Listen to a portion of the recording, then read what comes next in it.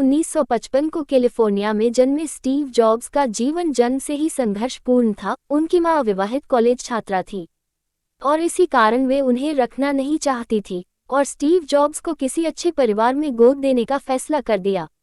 लेकिन जो गोद लेने वाले थे उन्होंने ये कहकर मना कर दिया कि वे लड़की को गोद लेना चाहते हैं।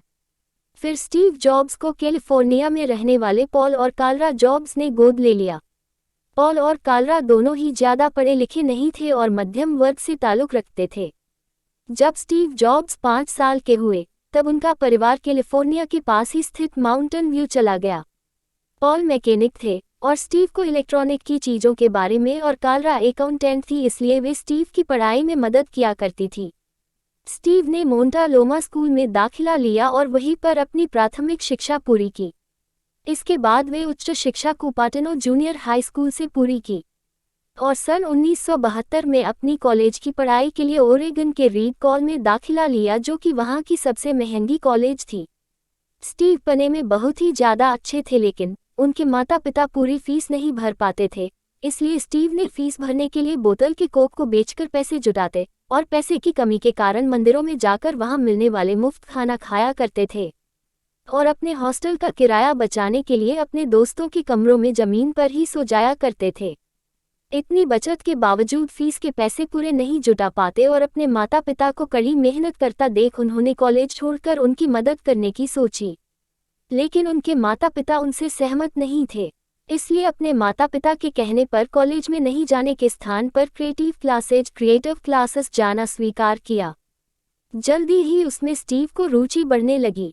क्लासेस जाने के साथ साथ वे अटारी नाम की कंपनी में टेक्नीशियन का काम करने लगे। स्टीव आध्यात्मिक जीवन में बहुत विश्वास करते थे, इसलिए स्टीव अपने धर्म गुरु से मिलने भारत आए और काफ़ी समय भारत में गुजारा। भारत में रहने के दौरान उन्होंने पूरी तरह बौद्ध धर्म को अपना लिया और बौद्ध भिक्षु के जैसे कपड़े पहनना शुरू किया और पूरी तरह आध्यात्मिक हो गए और भारत से वापस कैलिफोर्निया चले गए। एप्पल कंपनी की शुरुआत सन 1976 में मात्र 20 वर्ष की उम्र में उन्होंने एप्पल कंपनी की शुरुआत की। स्टीव ने अपने स्कूल के सहपाठी मित्र वोज़नियाक के साथ मिलकर अपने पिता के गराज में ऑपरेटिंग सिस्टम मैकिन्टोश तैयार किया और इसे बेचने के लिए एप्पल कंप्यूटर का निर्माण करना चाहते थे, लेकिन पैसों की कमी के कारण समस्या आ रही थी। लेकिन उनकी ये समस्या उनके एक मित्र माइक मर्कुल्ला ने दूर कर दी, साथ ही वे कंपनी में साझेदार भी बन गए और स्टीव ने एप्पल कंप्यूटर बनाने की शुरुआत की। साथ ही उन्होंने अपने साथ काम करने के लिए पेप्सी, कोका कोला कंपनी के मुख्य अधिकारी जॉन स्कली को भी शामिल कर लिया। स्टीव और उनके मित्रों की कड़ी मेहनत के कारण कुछ ही सालों में एप्पल कंपनी गैराज से बढ़कर $2 अरब और 4,000 कर्मचारियों वाली कंपनी बन चुकी थी। एप्पल कंपनी से इस्तीफा, लेकिन उनकी ये उपलब्धि ज़्यादा देर तक नहीं रही।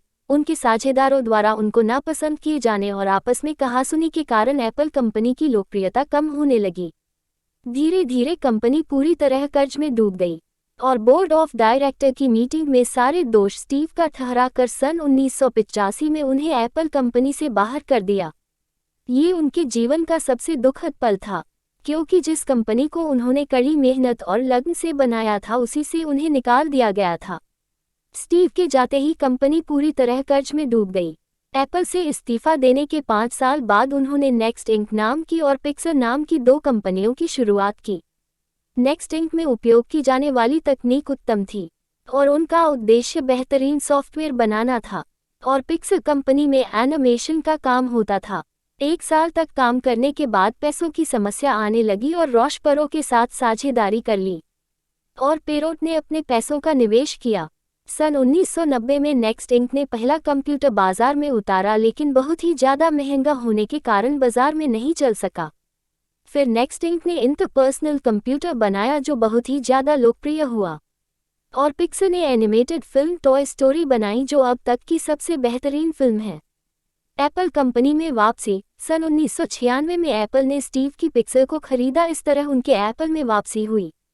7 एप्पल के चीफ एग्जीक्यूटिव ऑफिसर बन गए।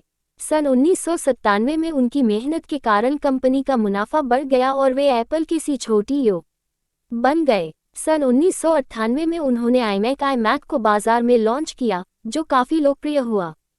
और एप्पल ने बहुत ही बड़ी सफलता हासिल कर ली। उसके बाद आईपैड, आईफोन, आईट्यून भी लॉन्च किए।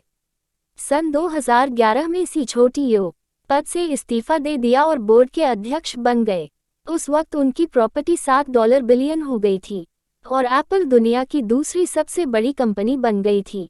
निधन, स्टीव को सन 2003 से पेनक्रिएटिव नाम की कैंसर की बीमारी हो गई थी, लेकिन फिर भी वे रोज कंपनी में जाते ताकि लोगों को बेहतरीन से बेहतरीन टेक्नोलॉजी प्रदान कर सके और कैंसर की बीमारी के चलते 5 अक्टूबर 2011 को पालो आल्टो कैलिफोर्निया में उनका निधन हो गया।